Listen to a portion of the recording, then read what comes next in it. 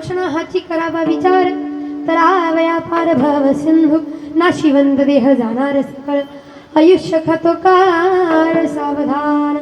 वस्तू प्राप्त प्रसंगी प्राप्त स्थळी कीर्तनरूपी सेवेकरता उच्चारलेला अभंग महान भगवत भक्त विश्ववंदनीय महाराष्ट्र भूषण जिजाऊ रमण पाषाण दुंपन पाचव्या वेदाचे निर्माते अखंड जनकल्याण करता आपल्या मुखारविंदातून अमृतवाणी या जगाला देणारे साधू संतांचं जीवन हे जगाच्या कल्याण करता असते धावून देणारे अनाथांचं साधकांचं वारकऱ्यांचं ज्यांना बाप म्हटलं जातं भागवत धर्माच्या वटवृक्षाला लागलेलं गोंडसफळ जगद्गुरु उब्बर आहे त्यांचा साधा सोपा सरळ असणारा 4 चरणाचा अभंग। मात्र 4 चरणाच्या अभंगामध्ये 2 चरणाच्या मनुष्याला क्षणाक्षणाला विचार करायला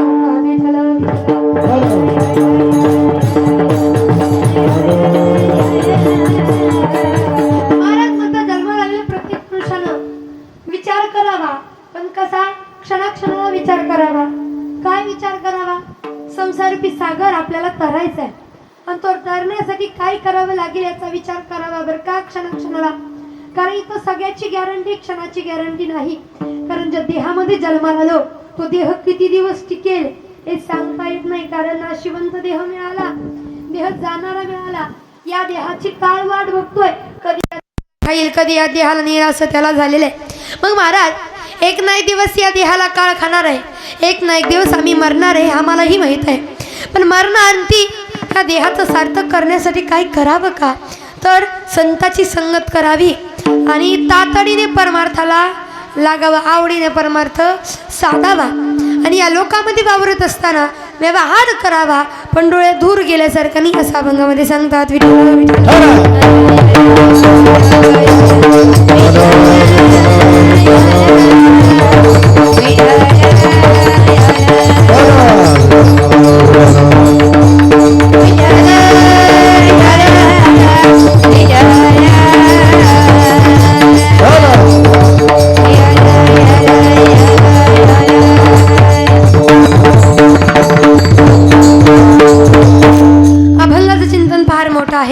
परंतु चिंतनाकडे वळण्यापूर्वी या ठिकाणी अल्पसा परिहार देणं गरजेचा अत्यंत सगळ्याला ज्ञात आहे, सगळ्याला माहीत आहे कशानिमित्त जमलो, कशानिमित्त आजची ही कीर्तन सेवा आहे। तरी कीर्तनकाराचं कर्तव्य, वक्त्याचं कर्तव्य कशानिमित्त जमलंय सांगून जावं। आज या ठिकाणी असणारे संपूर्ण आपले बागल परिवार, सर्व नातेमंडळी आज या ठिकाणी ज्या निमित्त जमलं आहोत या ठिकाणी असणारे बागल परिवारातील अतिशय महत्त्वाचे आणि प्रेमाचं व्यक्तिमत्व, प्रेमानं सगळ्याला आपलंसं करणारे, आपल्या लोकांना तर जीव लावणारच परक्या व्यक्तींना सुद्धा आपलं सक्षणात करून ठेवणारी व्यक्ती म्हणजे कैलासवासी सौ विमल दिलीप बागल या आईंचं असणारं प्रथम पुण्यस्मरण वर्षश्राद्ध। त्यानिमित्तानं असणारे बागल परिवार, त्यांच्या पश्चात असणारे त्यांचे पती या ठिकाणी दिलीप सौदागर बागल आज त्यांच्या नावाने एवढं सगळं करतायत।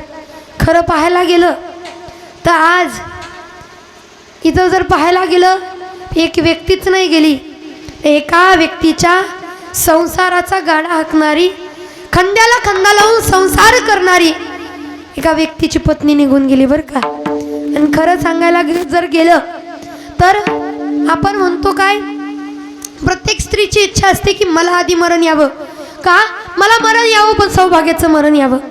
आज दुःखाची गोष्ट आहे की आई तुमच्या आमच्यामध्ये नाहीत, ताई तुमच्या आमच्यामध्ये नाहीत, पण त्यांना जे मरण आलं ते साधं सुद्धा मरण नाही हो, त्यांना मरण आलं ते सौभाग्याचं मरण, आयो मरण, आयो मरण। कारण लग्न झाल्यानंतर प्रत्येक स्त्रीची इच्छा असते देवा काही नको, जगा दुनियेने कितीही म्हणू द्या, महिलांना सोने नाण्याची हौस असते, पण सांगू सोन्या नाण्यापेक्षा सुद्धा बाईला सगळ्यात जास्त किंमत कशाची असेल तर गळ्यामध्ये असणाऱ्या काळ्या मण्याचं आणि कपाळाला असणाऱ्या धन्याच्या नावाचं कुंकाचं सगळ्यात जास्त महत्त्व त्या कुंकाचं आणि मण्याचं असतो। म्हणून सोनं नाणं नसलं तरी चालेल देवा, पण जोपर्यंत माझ्या प्राणात प्राण आहे, श्वासात श्वास आहे, तोपर्यंत काय कर तर सौभाग्याचं लेण आमच्या सोबत ठेव। म्हणजे एवढंच नाही तर ती पत्नी सांगते की काही नको देवा, अरे ज्या वेळेस आमची चिता पेटवली जाईल, ज्यावेळेस माझी चिता पेटवली जाईल ना, चितेवरती झोपल्यानंतर सौभाग्याचं लेणं माझ्यासोबत यावं, म्हणजे आयो मरण यावं, धन्याच्या नावाचं कुंकू कपाळाला असावं, त्याच्या नावाचं मंगळसूत्र गळ्यामध्ये असावं। ते मरण पण काय मरण आहे, मरण द्यायचं ना देवा, मरण दे पण सौभाग्याचं मरण दे।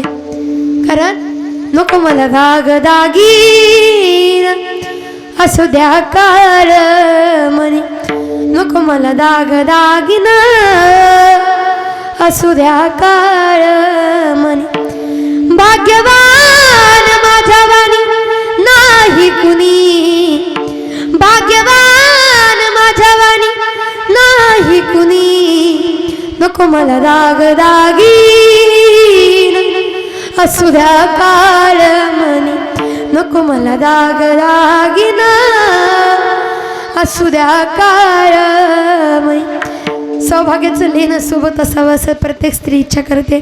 आज जर पाहायला गेलं आईनं जाऊन 1 वर्ष पूर्ण झाली. त्यांना मरण आलं ते सौभाग्याचं आलं पण दुःख वाटतंच की हो. जीवाला जीव देणारा व्यक्ती जर गेला ना अंत करणारा किती त्रास होतो हे शब्दात वर्णन करणं सुद्धा अशक्य आहे. शब्दात वर्णन करणं सुद्धा अशक्य आहे. कारण बघा पती पत्नी आज त्यांचे पती त्यांच्या नावाने एवढं सगळं करतायत. आज ते या ठिकाणी आहेत.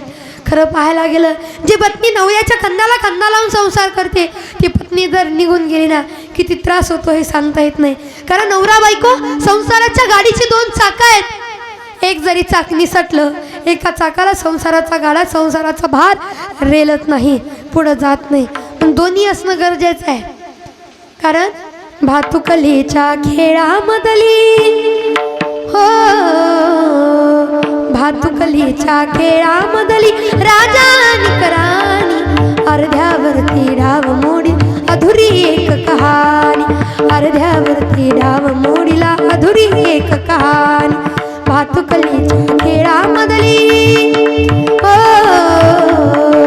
भातुकलीच्या खेळामधली राजा निकराणी अर्ध्यावरती डाव मोडी अधुरी एक कहाणी अर्ध्यावरती डाव मोडीला अधुरी एक कहाणी. जर खरं पाहायला गेलं तर आज आईनं जाऊन 1 वर्ष होऊनही त्यांना न विसरता त्यांचे पतीच नाहीत तर संपूर्ण बागल परिवार त्यांच्या बहिणी त्यांच्या असणाऱ्या लेकी या ठिकाणी बहिणीच्या लेकीला सुद्धा स्वतःच्या लेकीसारखा जीव लावला. अजून काय पाहिजे. माझं एक नेहमी सांगणं असतं माणसाने जन्माला आल्यानंतर आपलं परकन न पाहता प्रत्येकाला जीव लावावा आणि एवढा जीव लावावा की गेल्यानंतर सुद्धा त्या लोकांनी आपली आठवण काढावी आणि आपली आठवण काढली की डोळ्यामध्ये घळकन पाणी यावं त्यांना आठवावं. अरे ताई होत्या अरे आई होत्या तर किती जीव लावला होता किती आपुलकीने वागवलं होतं. मरण तर प्रत्येकाला आहेच हो पण मरणांती असं काहीतरी करून जावं. उत्तमाची मुरे कीर्ती मागे उत्तमाची मुरे कीर्ती मागे उत्तमाची मुरे कीर्ती मागे उत्तमाची मुरे उत्तमाने कामरानाची सरे उत्तमाची मुरे कीर्ती मागे उत्तमाची मुरे कीर्ती मागे उत्तमाने कामरानाची सरे मुरे कीर्ती मागे उत्तमाची मुरे कीर्ती मागे. तुका म्हणी एका मरणेची सरे उत्तमची उरे कीर्ती मागे. जरी शरीर रूपानं गेलो जरी आत्मा रूपानं गेलो तरी नावा रूपानं आठवणी रूपानं प्रत्येकाच्या मनामनात शिल्लक राहावं. सांगू तुम्हाला आई कशा बोलत होत्या कशा चालत होत्या कशा वागत होत्या कशा बसत होत्या कशा उठत होत्या कसं काय करत होते मला माहीत नाही. कारण माझा त्यांचा एवढा संपर्क आला नाही. मी इथं आल्या आईने सांगितलं की महाराज तुमचं एक कीर्तन झालं होतं लवळ भागामध्ये तेव्हा तिथं मावशी ऐकायला होत्या आणि आल्यापासून म्हणायच्या काय लेकरानं कीर्तन केलं एवढंसं लेकरू पण काय लेकरानं कीर्तन केलं फार गुणगान गायच्या. म्हणून त्यांची फार इच्छा की तुमचं कीर्तन ऐकावं पण त्यांच्या वर्षश्राद्धाला तुमचं कीर्तन घ्यावं लागेल असं स्वप्नातसुद्धा वाटलं नव्हतं. पण त्यांची फार इच्छा होती ज्ञानेश्वरी ताईचं अजून कीर्तन ऐकायचं अजून कीर्तन. बघा ना त्यांच्या वर्षश्राद्धालाच कीर्तन करावं लागतंय.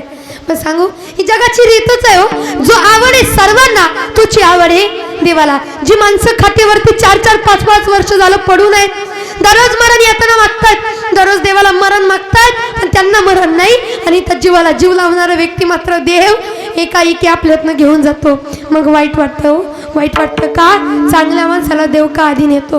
आज बघा त्या कशा वागत होत्या, कशा बोलत होत्या, कशा चालत होत्या हे मला माहित नाही, पण आज आईंचं नाव जरी काढलं तर प्रत्येकाच्या डोळ्यामध्ये घळकन पाणी येतं. याच्यानं कळतं आई कशा बोलत होत्या, कशा वागत होत्या, कशा प्रेमानं बोलत होत्या.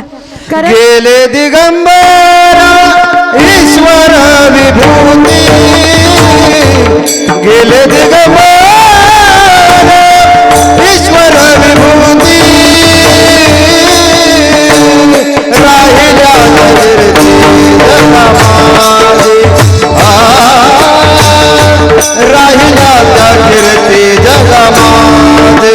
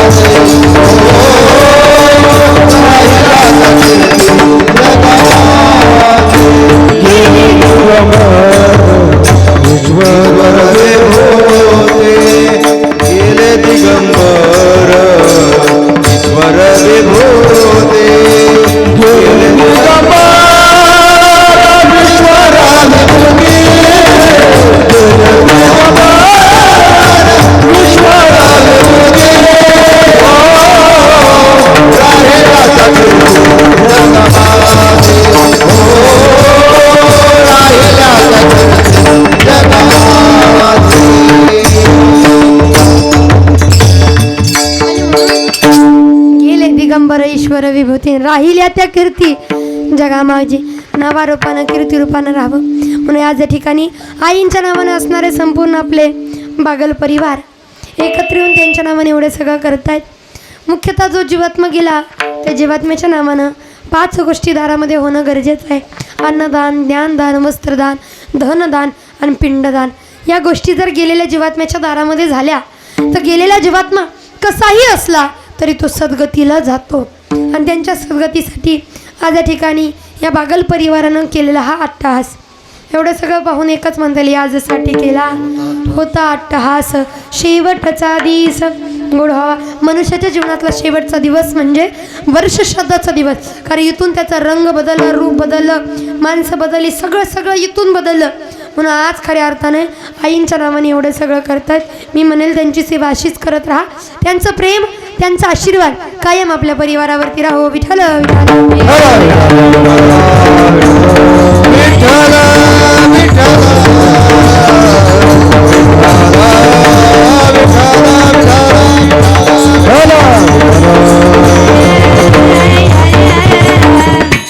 फार सुंदर या ठिकाणी नियोजन केलेलं आहे.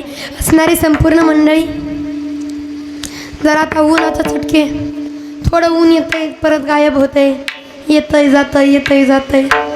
काय काय लोकांना वैताग आला असेल. एवढं मोठं पटांगण, एवढं मोठं मंडप ठोकलाय, पण तुम्ही आले इथं जागा धरली तर आता इथंच बसा. हो नाही, पण फार सुंदर असं नियोजन या ठिकाणी केलेलं. तिकडे चिखल आहे अजून. महिला मोर सर जरा सर हां पुढं सरकून घ्या. मोर जागा या मोर महिला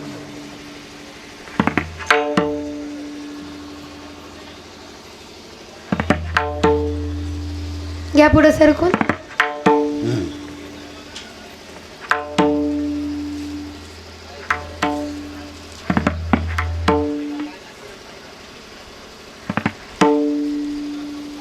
विठ्ठल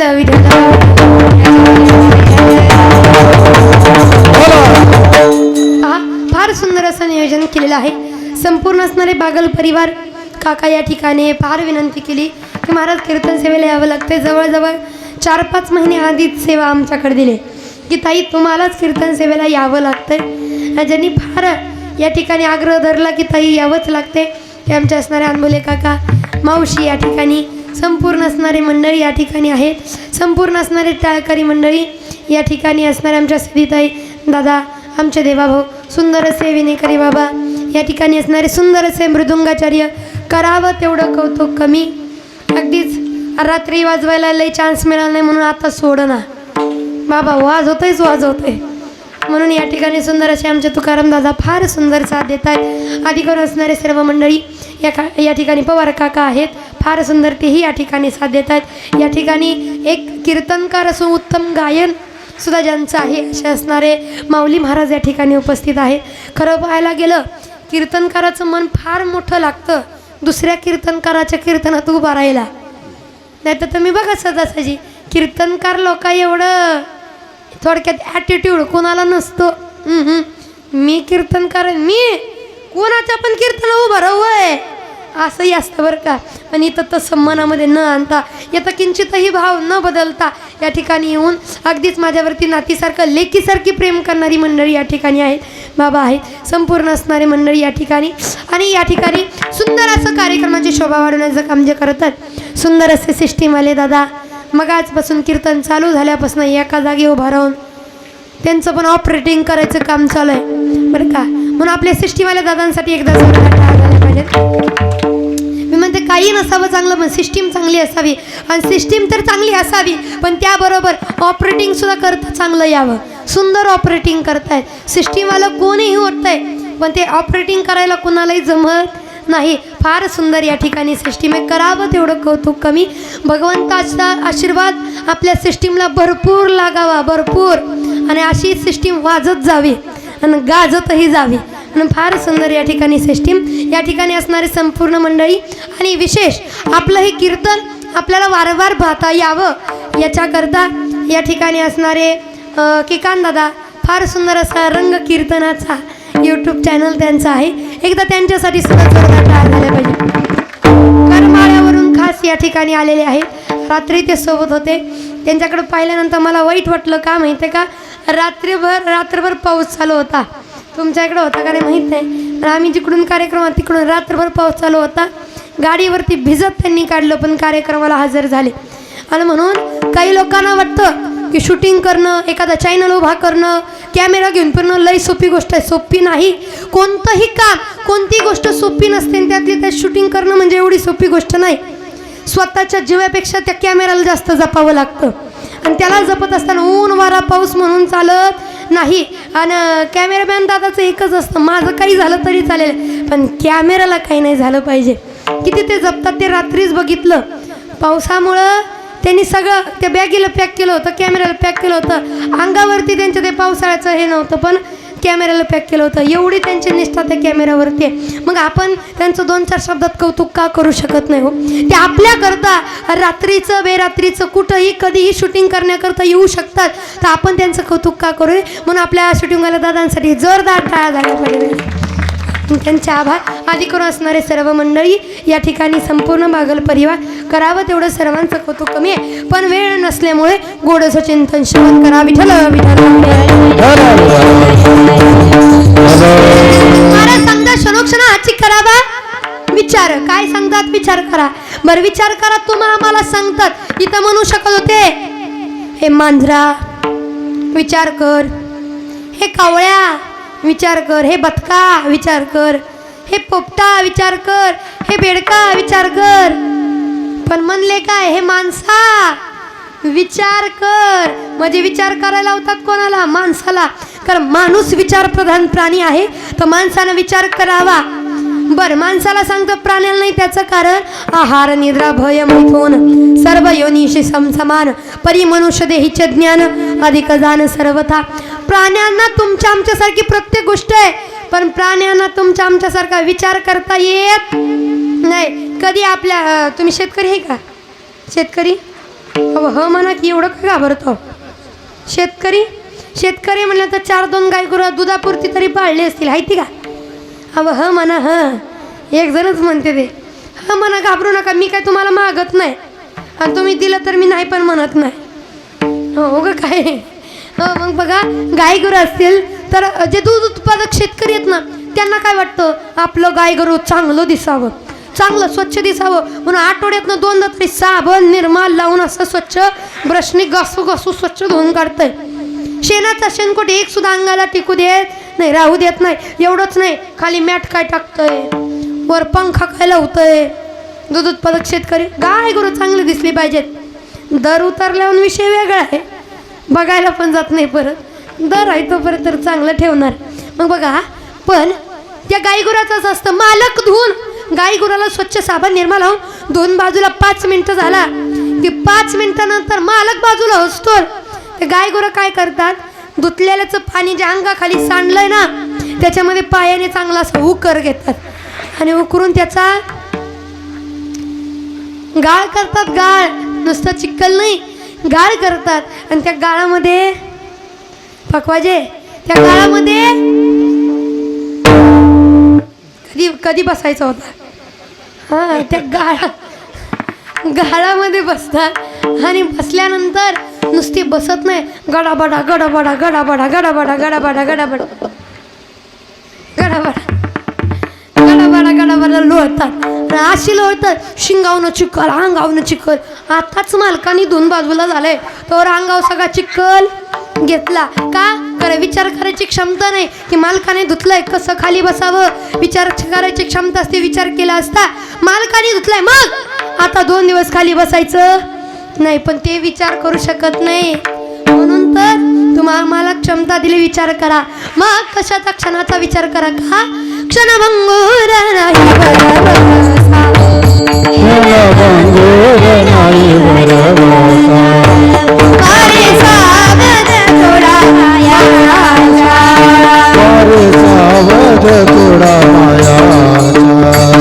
काही नगले मग गळा थोडे हुशार थोर आहे ओळखाला, थोडे हुशार थोर आहे ओळखाला.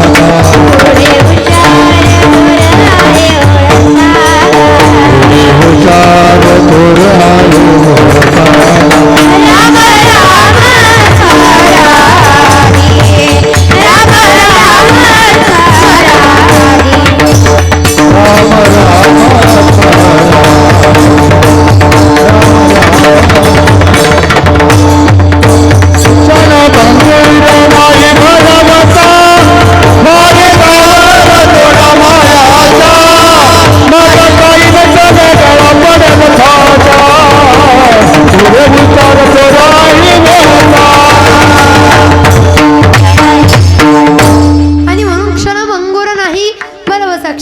सारावी, मात्र भरोसा नाही. म्हणून क्षणाक्षणाला आपल्याला काय करायचं आहे, विचार करायचा आहे. काय विचार करायचा आहे हा अभंगाच्या प्रथम चरणामध्ये सांगतात.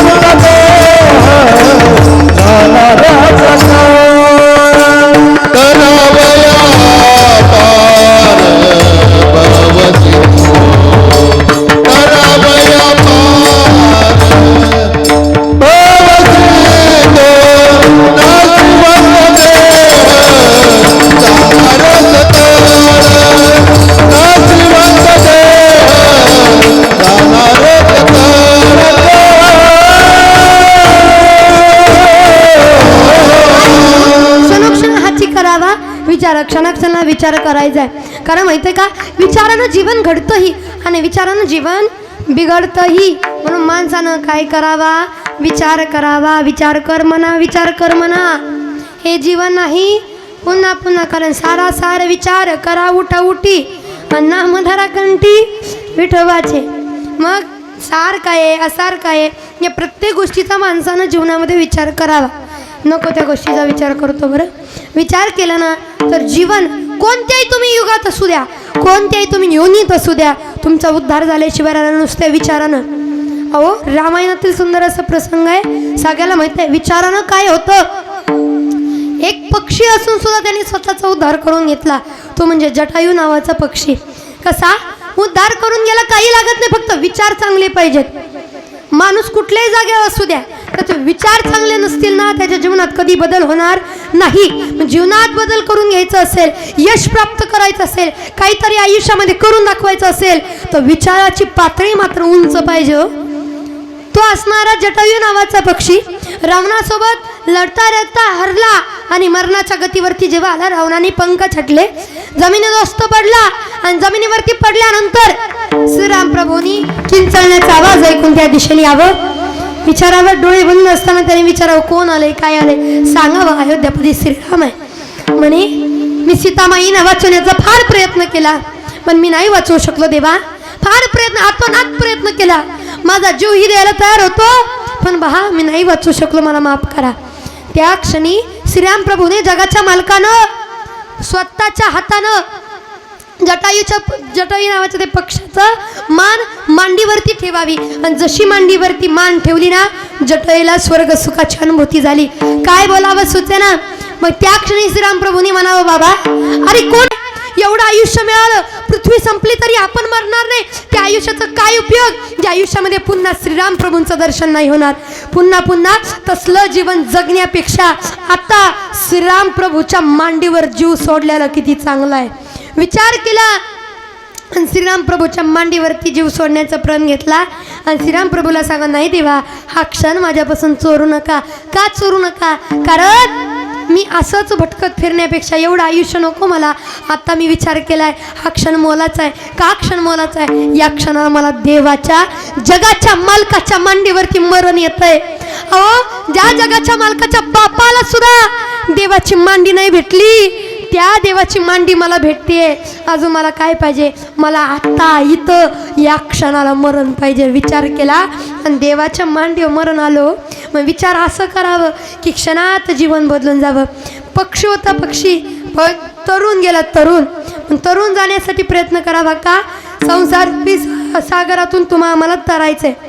तरण्याकरता काय करावं लागेल विचार करावा आणि भगवंताकडे जावं.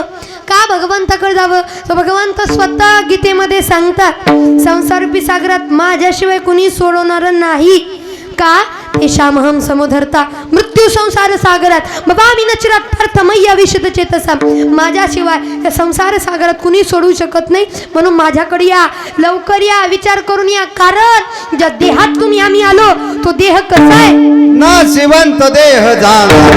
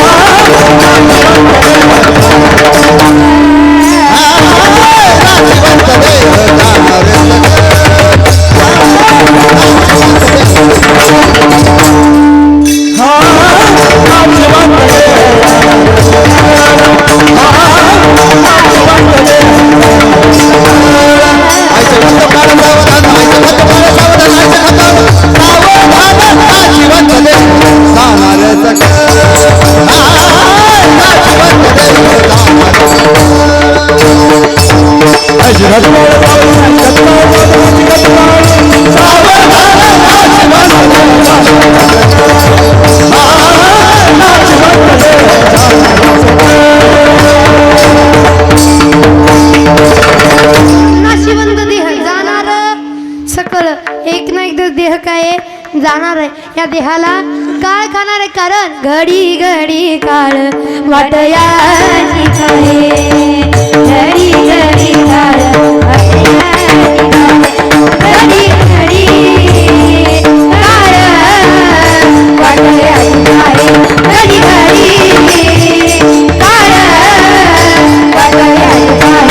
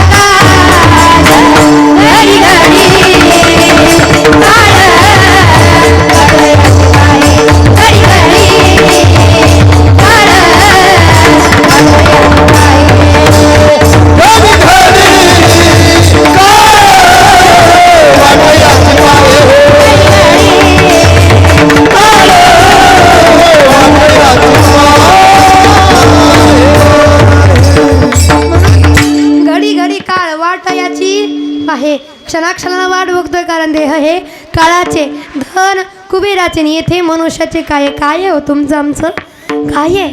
आणि म्हणून ज्या देहात आलो तो देह सुद्धा आपला नाही, मग कशाच्या भरोशा आपण राहतोय. मुळात मिळालेला देह सुद्धा जिंदगी एक किराए का घर है, एक ना एक दिन बदलना पड़ेगा. जिंदगी एक किराए का घर है, एक ना एक दिन बदलना पड़ेगा. इतना मासूम हो जाएगा तू, इतना मजबूर हो जाएगा. इतना मासूम हो जाएगा तू, इतना मजबूर हो जाएगा.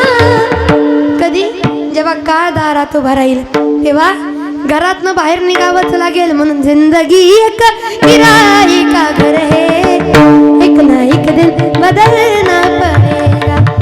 कारण नाशिवंत देह आहे म्हणूनच क्या भरोसा है इस जिंदगी का, क्या भरोसा है इस जिंदगी का, क्या भरोसा है इस जिंदगी का, क्या भरोसा है इस जिंदगी का, क्या भरोसा है इस जिंदगी का.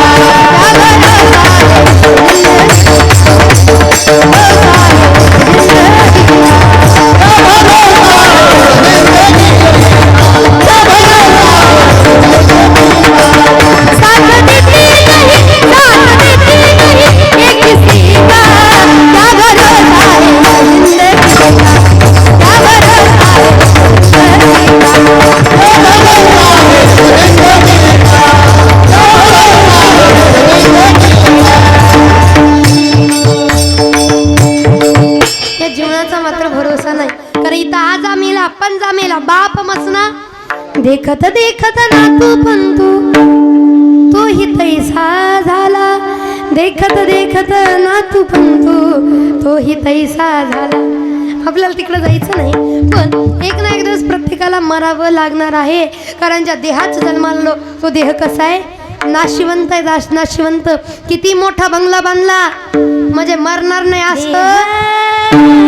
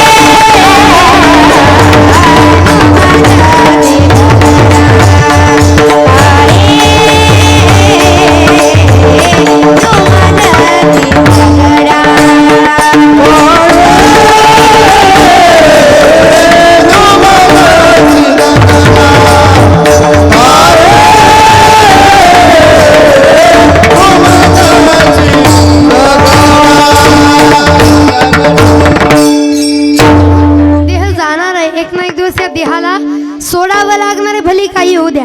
किती मोठी गाडी घेतली तरी माणूस टिकणार नाही. मग 45 लाखाच्या गाडीत फिरा, नाहीतर 50,000च्या गाडीत फिरा, तरी जाणार देह तो जाणार आहे. 50ची साबण लावा, नाही तर 500ची साबण लावा, जाणार ते जाणार आहे. 100चा स्प्रे मारा, नाही तर 1000चा स्प्रे मारा, जाणार ते जाणार आहे. ब्रँडेड वस्तू घाला, नाही तर न घाला, पण जाणार ते जाणार आहे. मग किती काही करा, आपण लई पैसे कमवून ठेवले म्हणजे आपण जाणार नाही का? एक नाही तर जावं. हो उजनीकर, जायचंय का नाही? हां, एक ना एक दिवस जावं. हां, आता तुम्हाला वैतागाला उन्हात बसून मला कळतं. या एक ना एक दिवस जावं लागणार आहे. टाळकऱ्याने किती सुंदर टाळ वाजवले आणि किती गायनाचार्याने गायलं, किती काय केलं तर जायचं ते जायचंय. सिस्टीमवाल्याने किती सिस्टीम चांगली लावली तरी जायचं ते. नाराज नाही ना तुम्ही? हां, जायचं ते जायचंय. सुंदर असे विनयकरी बाबा आहेत, पहिल्यापासून हसरा चेहरा आहे, पण जायचं ते म्हणजे लगी म्हणत नाही मी, पण जायचं ते जायचं आहे. सुंदर मृदंग वाजवत आहेत, एवढं लांब नाही, एवढं धावपळ करून आमच्या केकान दादा आलेत, पण जायचं ते कीर्तनाला. जायचं ते म्हणजे एक ना एक दिवस आपला ठरलेला आहे. क्षणाक्षणाला वाट बघतोय. आता तुम्हाला बोललो तुम्ही म्हणता ना आमचं जायचं काढताय जणू की तुम्ही अमृतच पिऊन आला. तुम्ही जायचं नाही का? अहो तुम्ही सगळे जाणार आहे म्हणजे मी काय राहणार आहे का? मला सुद्धा एक ना एक दिवस जावं लागणार आहे. मी संध्याकाळचं कीर्तन केलं, संध्याकाळचं कीर्तन करून आत्ताच्या कीर्तनाला आले. आत्ताचं कीर्तन करून भले संध्याकाळचं झालं, आत्ताचं झालं, पण आत्ताचं कीर्तन करून संध्याकाळच्या कीर्तनात जाईलच याची गॅरंटी नाही. कुशाल मान हलवते ते गो बाई, कुशाल म्हणतात नाही नाही नाही असं तरी म्हणते ते का जाऊ द्या, संध्याकाळचं कीर्तन कर, उद्याचं कर, नवरात्र चालू आहे आता कीर्तनच कीर्तन नाही नाही म्हणतात अजून. म्हणजे मधल्या मध्येच गप करा की चांगलं नाही. पण का? कारण प्रत्येकाला जावं लागले मग कुणी असू द्या.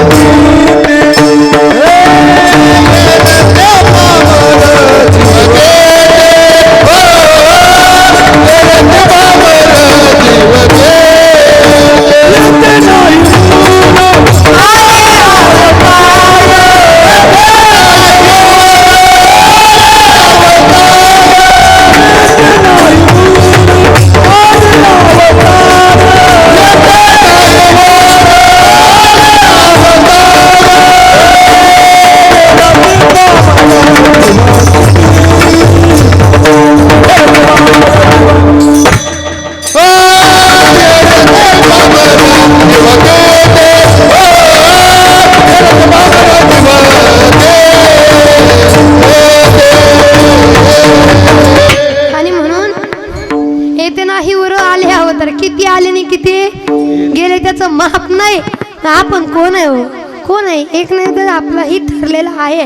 कारण इथं अल्पायुष्य मानव देह शतगणिले अर्धरात्र काय मध्ये बालत व पिढा रोग क्षय काय भजनाशी उरले ते पाहि का. काय आयुष्य थोडं थोडं होत चाललंय, पण मिळालेलं आयुष्यच मुळात कसे बघा. इतिहासात एक मदालसा नावाची आई होऊन गेली, तिने आपल्या पाळण्यातल्या लेकराला सांगितलं बाळा सगळ्या भरोसा ठेवायचा, सगळ्याचा विश्वास ठेवायचा, आणि देहावर विश्वास ठेवायचा नाही.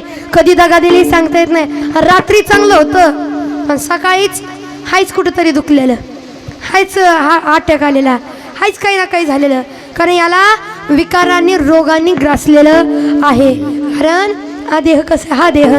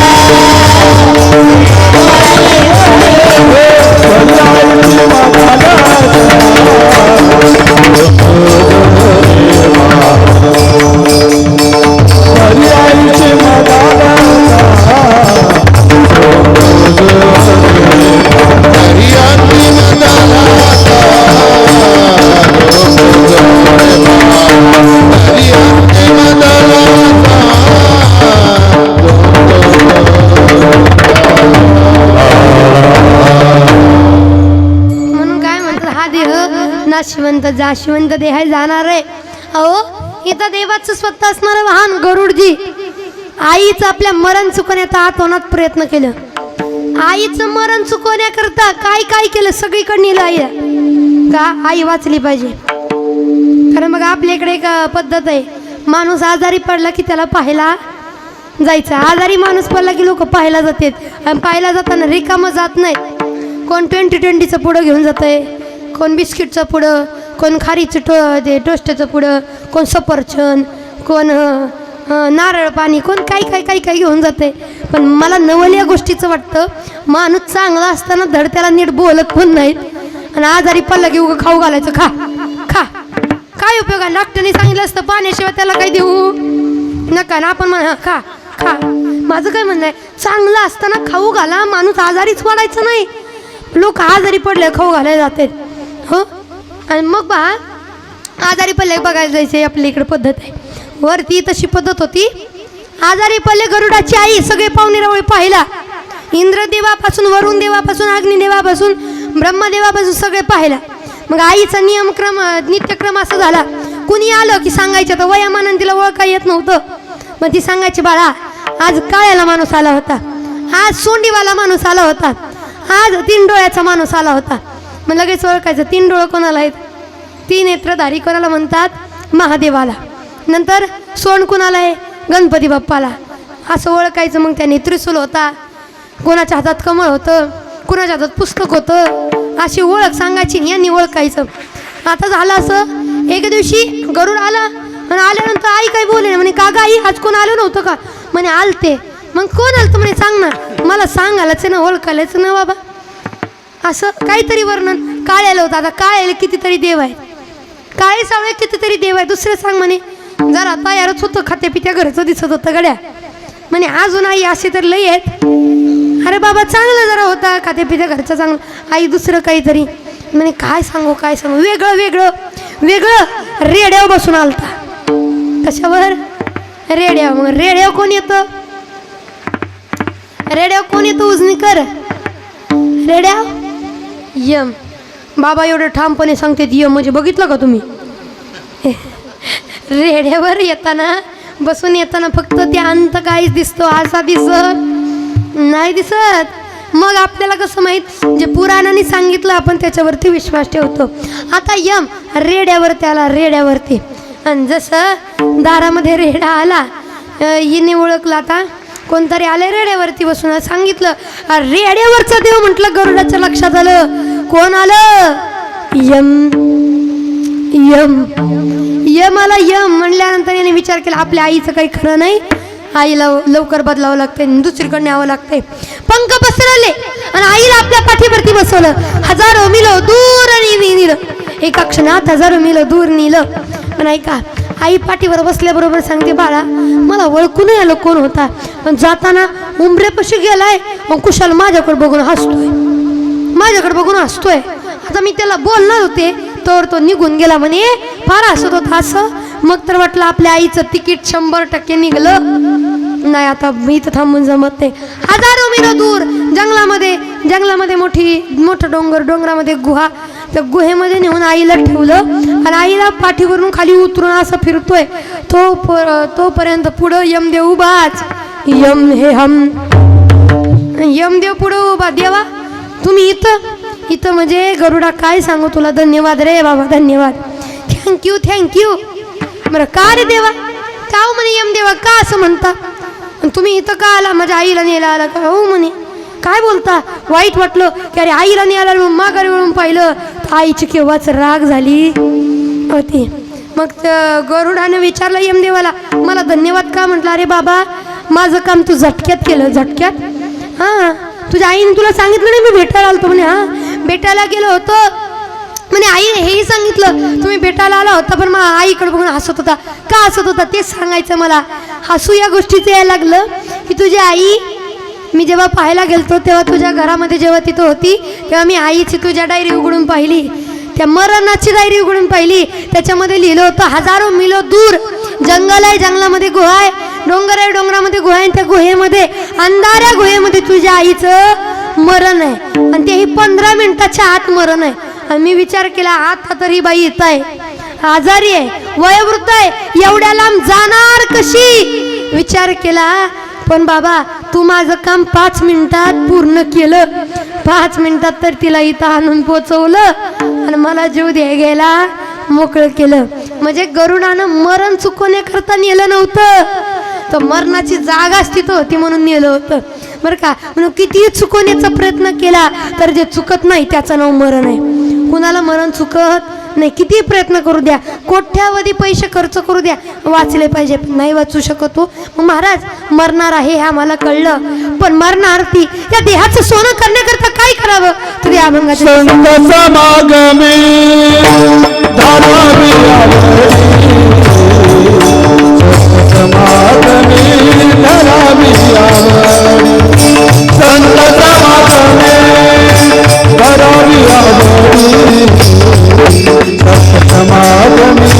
धारावी समागमे धारावी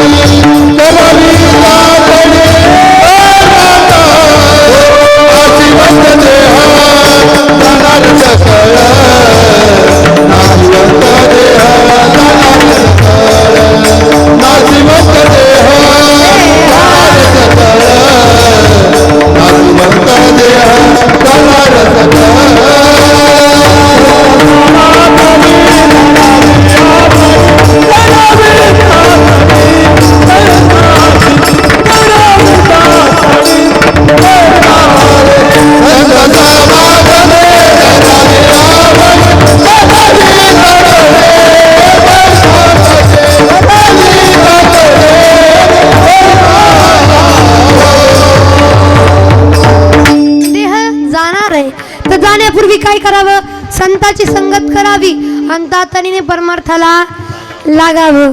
पण आयुष्य जातं तरी आपल्याला कळत नाही. मग वारंवार साधू संतांना म्हणावं लागले, कधी देवाचं भजन करणार तुम्ही, कधी संताची संगत करणार, कधी परमार्थाची आवड जाणणार तुम्हाला, कधी लागेल रे विड्या तुला ओढी अभंगाची, कधी लागेल रे विड्या तुला ओढी अभंगाची, कधी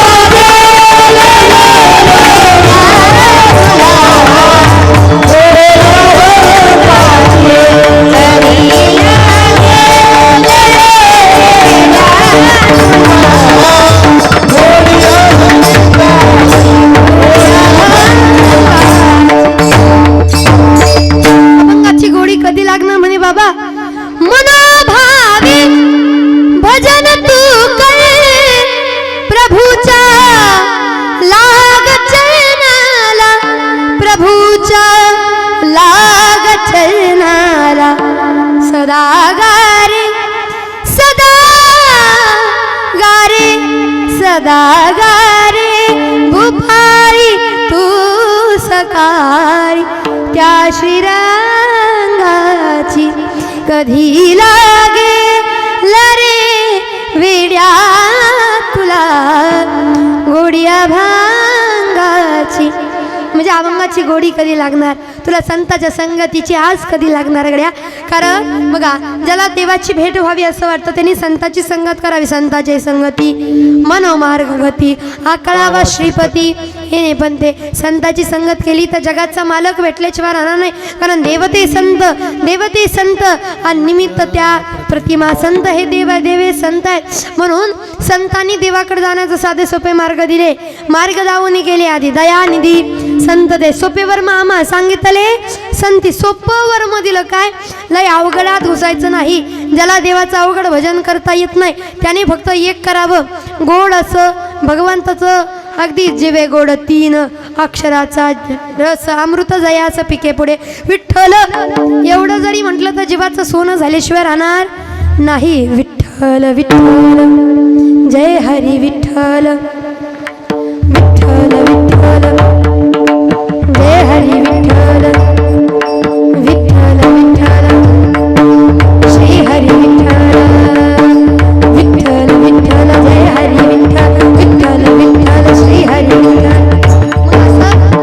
गोड भगवंताचं भजन केलं ना जीवनात काही कमी पडत नाही पण भजन करावं कारण माझे भक्त घाती जेते नारदा मी उभा तेथे जिथं जिथं भजन करतात तिथं जगाचा मालक आहे ज्ञानेश्वरीमध्ये स्वतः ज्ञानोबरा सांगतात परितयापाशी पांडवा मी हरपलो गिवसवा देत नामघोष बरवा करीती माझा जिथं नामघोष करतात जगाचा मालक तिथं आहे म्हणून सर्वांना प्रेमानं आनंदानं गोड असं भजन विठोबा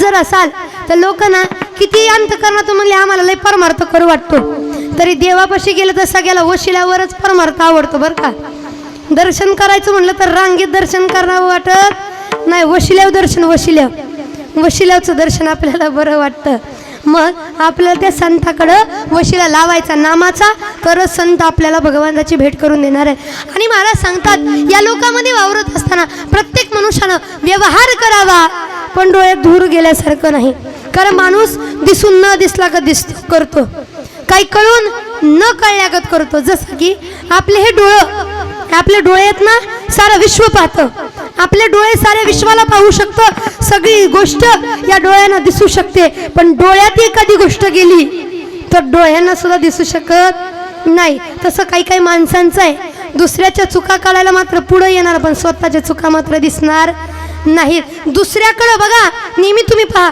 दुसऱ्याकडे हात करताना बोट करताना आपलं एक बोट दुसऱ्याकडे असतं पण 3 बोट उजनीकर एक बोट दुसऱ्याला दाखवलं तर 3 बोट आपल्याकडे असतात बरं दुसऱ्याची एक चूक काढली ना तर 10 चुका आपल्या असतात पण माणसाला स्वतःच्या चुका पाहायला वेळ नसतो दुसऱ्याच्या चुका काढत बसतो तर महाराज सांगतात ते करू नका इथं आल्यानंतर व्यवहार आपला सफल व्हावा व्यापार सफल व्हावा याच्याकडे प्रयत्न करायचा म्हणून अभंगाच्या शेवटच्या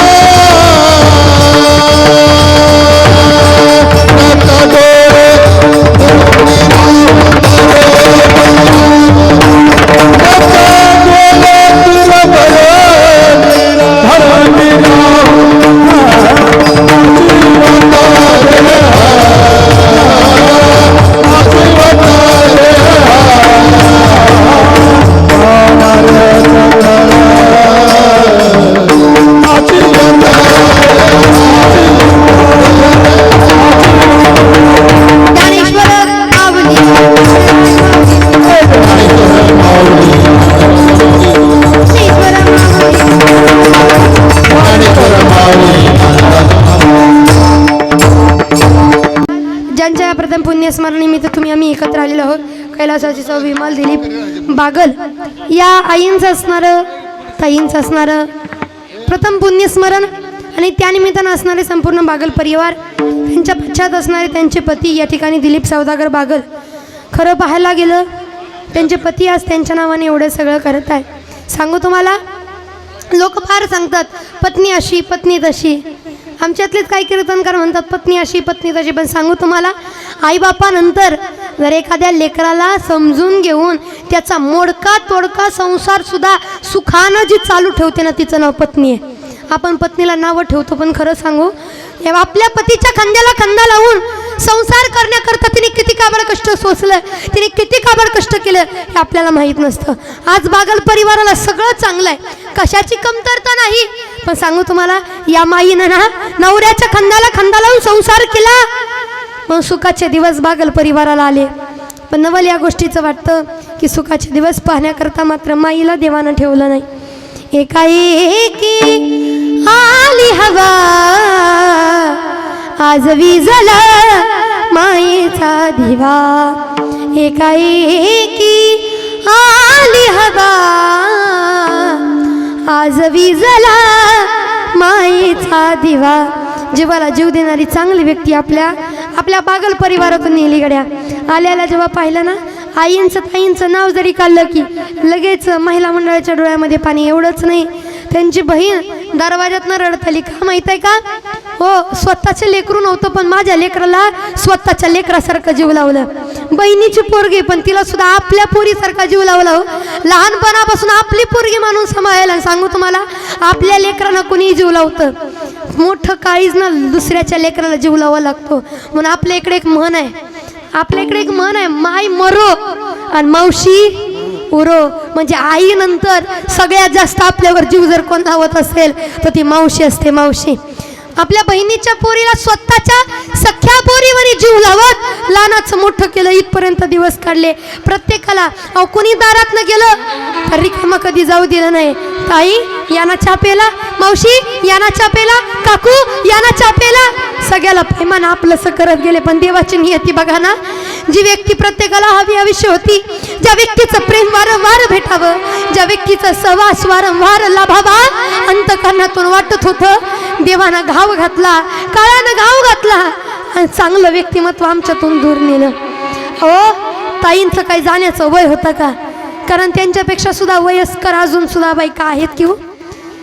त्यांच्यावरती जीव लावणारे त्यांची माई असतील, बाकीचे परिवार असतील, ते आहेत. वय होतं का जायचं? आणि इथं नियती अशी आहे, आले देवाजीच्या मना आणि तेथे कोणाचे चाले ना. सांगू तुम्हाला, उभी आयुष्यात या परिवाराला सगळं भेटेल हो, सगळं भेटेल. धन दौलत पैसा गाडी बंगला सगळं भेटेल, पण आईसारखं जीवाला जीव लावणारं व्यक्तिमत्व पुन्हा भेटणार नाही. आणि म्हणून तर आईची आठवण काढली. त्यांच्या बहिणी रडताय, त्यांची आई रडते, त्यांची मावशी रडते, त्यांचा परिवार रडतोय, त्यांच्या सानिध्यात आली त्यांची माणसं रडते. पण खरं सांगायला गेलं पुरुष मंडळीच्या डोळ्यामध्ये पाणी यायला जरा वेळ लागतो का? बायकाचं मन हळवं असतं, एखादी गोष्ट कळाली की घळकण डोळ्याला पाणी येतं, पण पुरुषाच्या डोळ्यामध्ये पाणी यायला वेळ लागतो का?